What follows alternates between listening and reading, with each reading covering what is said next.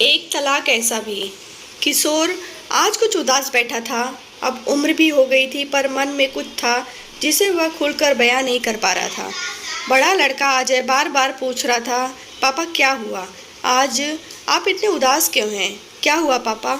अजय को कुछ भी समझ में नहीं आ रहा था कि आज क्या बात है, पापा को क्या हुआ जो इतने उदास हैं। किशोर चुप और शांत बैठा बैठा सोच रहा था कि क्या मैं जो करने जा रहा हूँ वो सही है।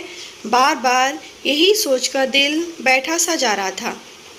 अजय के बार बार जिद करने पर उसने बड़े उदास मन से कहा, बेटा मैं तुम्हारी माँ से तलाक लेना चाहता हूँ। यह सुन अजय दंग रह गया। पापा आप होश में तो हैं? कैसी बात कर रहे हैं?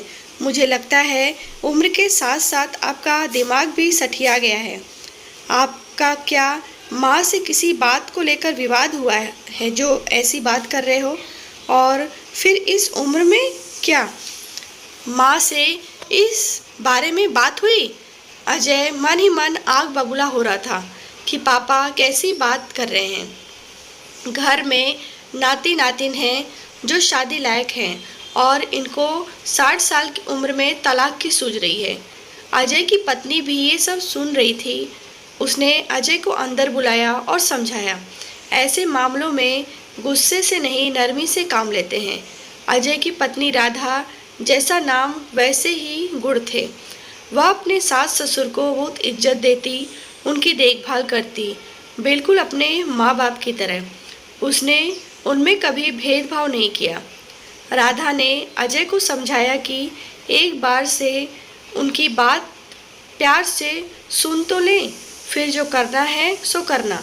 यह सुन अजय को लगा कि बात तो सही है। अगले ही दिन अजय ने अपने पापा से बात की। पापा मुझे नहीं मालूम कि आप में और मम्मी जी में क्या हुआ और इस सब की क्या वजह है। मैं जानना चाहता हूँ। किशोर ने बड़े अधीर मन से, बेटा उस समय की बात है जब मैं 16-17 साल का था। मैं पढ़ना चाहता था पर हमारी बदकिस्मती कि मुझे ज़्यादा पढ़ने का मौका ही नहीं मिला। मेरी माता जी का मेरे बचपन में ही देहांत हो गया था और अपने माता पिता का मैं अकेला पुत्र था। मेरी कोई बहन भी नहीं थी। घर में मैं अपने पिताजी के साथ अकेला रहता था। पिताजी 2 टुकड़े ज़मीन में ही व्यस्त रहते थे। मेरी बचपन में ही शादी कर दी गई। मैंने तुम्हारी माँ को पहली बार शादी होने के बाद अपने घर में देखा था। तुम्हारी माँ कोई 12-13 साल की थी। हम दोनों को अभी कुछ दुनियादारी का पता ही नहीं था। समय बीतता गया, हम दोनों अपने परिवार की जिम्मेदारियां निभाने लगे। हमारे बच्चे हुए, अब जिम्मेदारियां भी बढ़ने लगी। उस समय हम दोनों में ज़्यादा प्यार नहीं था, बस जिम्मेदारियां थी। मैं दिन भर मेहनत करता, पैसा कमाता जिससे घर चलता और रात में पढ़ाई करता। मैंने हायर सेकेंडरी की परीक्षा उत्तीर्ण की और मुझे गांव के ही प्राइमरी स्कूल में टीचर की नौकरी मिल गई। अब नौकरी, घर, खेती का काम और अपने बूढ़े पिता की देखभाल करना। कभी कभी समय मिलता तो सोचता कि प्यार के लिए क्या ज़रूरी है। इसकी वजह स्पष्ट थी कि मेरी तुम्हारी माँ से किसी न किसी बात को लेकर खटपट होती ही रहती थी, पर हम में समझदारी बहुत थी। लड़ने झगड़ने के बाद फिर बात करने लगते। उस समय तुम बहुत छोटे थे। तुम्हारी माँ मुझे बहुत प्यार करती थी, पर हम दोनों में भी कभी कभी खटपट होती कि तो वो बोलती, इससे तो अच्छा होता कि तुम मुझसे तलाक ले लो। मैं मन ही मन में सोचता कि अगर कहीं मैंने तलाक ले लिया या तुम्हारी माँ ने, तो इन बच्चों का क्या होगा। यही सोचकर मैं चुप रहता और ज़िंदगी बीतती गई। आज इतने साल बाद मुझे लगता है कि अब सब ठीक है और हमारे तलाक लेने से किसी को कोई तकलीफ भी नहीं होगी। अजय यह सब सुन रोने लगा कि कितना बलिदान, और मैं छोटी सी बातों पर आप पर झिड़क पड़ता था। अपने कभी बुरा नहीं माना और ना ही माने। आप लोग इतने साल बिना प्रेम के हमारे घर को संभालते रहे, हम लोगों को इसका तनिक एहसास भी नहीं हुआ। अजय रूखे मन से बोला, अब ऐसा है तो ठीक है। क्या आपने माँ से बात की? अजय की माँ जया सब जानती थी और ऐसा करने से पहले किशोर ने जया से बात की।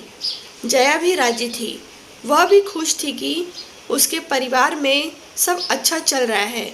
मुझे और क्या चाहिए, मेरा परिवार हमेशा खुश रहे। अजय ने अगले ही दिन कोर्ट में तलाक की याचिका दायर की। पारिवारिक न्यायालय में केवल परिवार के सदस्य की उपस्थिति में सुनवाई गई।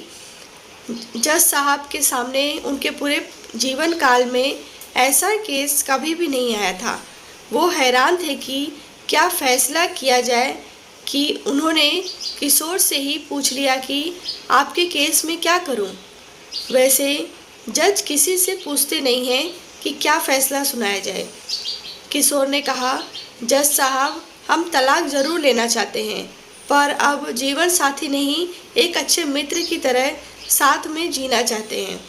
जया ने मेरे लिए अपने जीवन का बहुत त्याग किया है। उसको प्यार मिलना चाहिए जो मिला नहीं। मैं जया को बहुत प्यार देना चाहता हूँ, पर अब पति नहीं, एक अच्छे साथी मित्र के तौर पर।